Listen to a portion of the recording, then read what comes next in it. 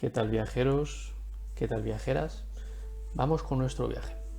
Mirad, hoy vamos a ponernos el traje de bucear, el traje de buzo, porque vamos a sumergirnos literalmente bajo las aguas del océano. Vamos a sumergirnos y vamos a intentar desentrañar uno de sus grandes y de sus numerosos misterios. Pues uno de ellos vamos a tocarlo en este vídeo. Pero antes me gustaría que nos pusiéramos un poco en contexto, ¿de acuerdo? Me explico. Toda esta historia del club comienza durante la Guerra Fría como tantas otras historias. Entonces, si os parece, vamos a situarnos en el 1960, año en el que la Guerra Fría está en auge, está en su mayor apogeo, podríamos decir, y Estados Unidos y la Unión Soviética están luchando por cada palmo de terreno, tanto en el mar como en la tierra.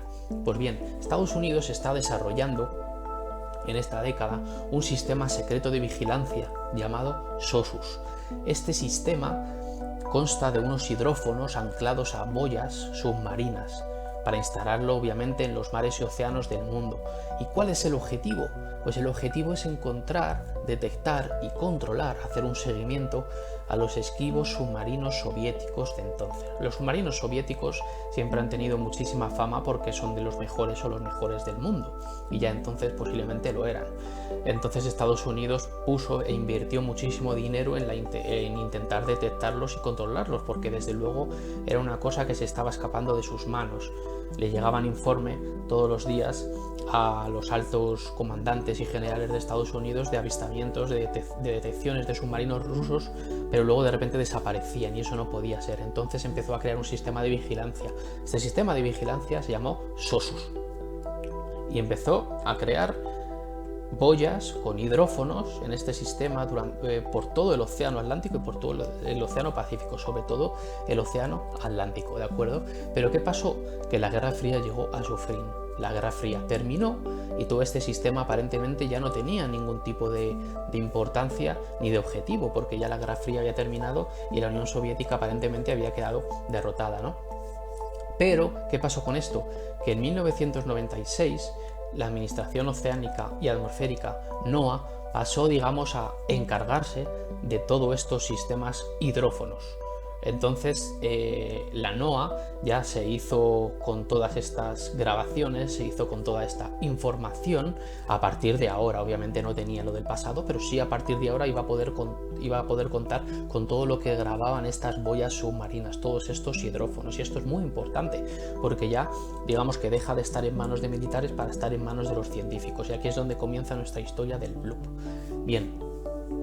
En 1997 cambiaron algunos micrófonos que ya estaban totalmente anticuados, ¿de acuerdo? Porque recordemos que todo esto era de la década de los 60, había muchas cosas que estaban anticuadas.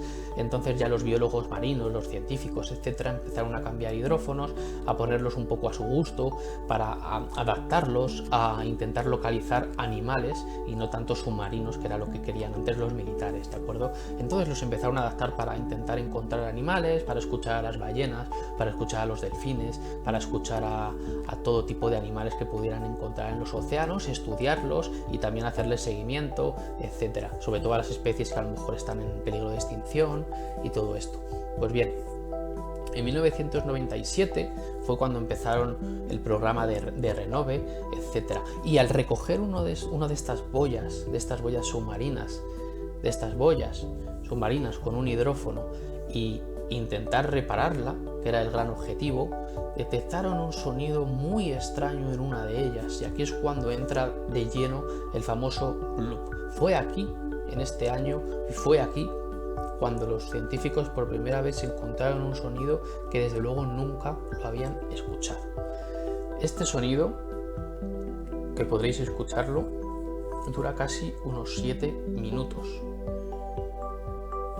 Entonces empieza de un modo muy intenso, pero poco a poco va bajando su intensidad. Es como si se alejara, como si encontraran algo, como si detectaran un animal o algo, en mi opinión, un animal, porque el océano es enorme y hay infinitas posibilidades de que haya un animal. De hecho, se descubren especies nuevas prácticamente todos los años, y me atrevería a decir a que todos los meses también se descubren especies.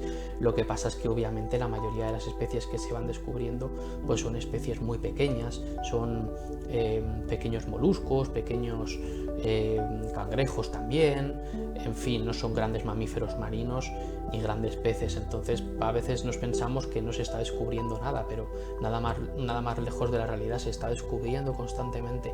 Lo que pasa es que desde luego este sonido nos hace pensar que hay un animal de un tamaño muy grande que todavía no ha sido desconocido, que no ha sido conocido, no ha sido descubierto y que está esperándonos ahí en las profundidades marinas.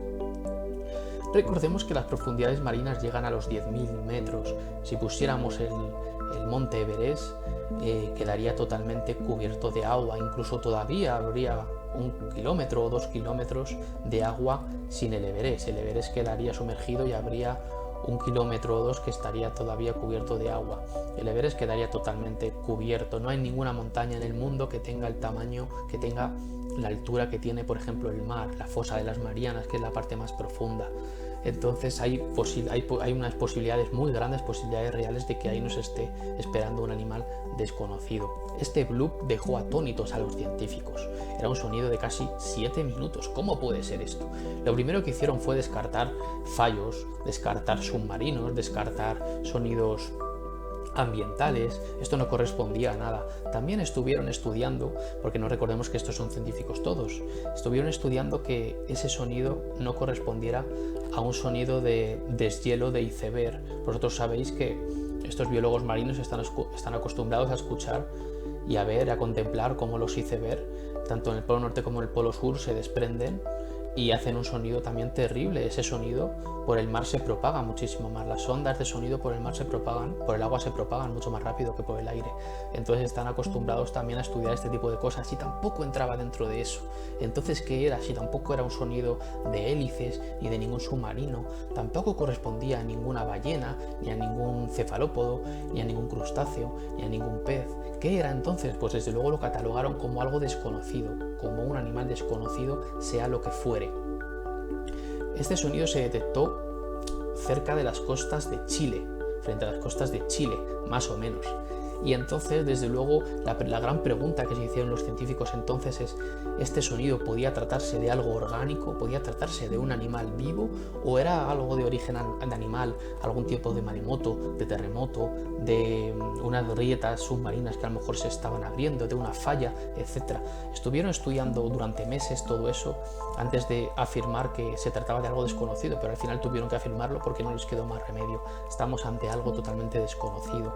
Yo no me atrevo a decir que es un animal gigante, pero desde luego se han encontrado evidencias de animales muy grandes. Ha habido avistamientos de tiburones con un tamaño absolutamente tremendo que no corresponden a lo que es un tiburón normal.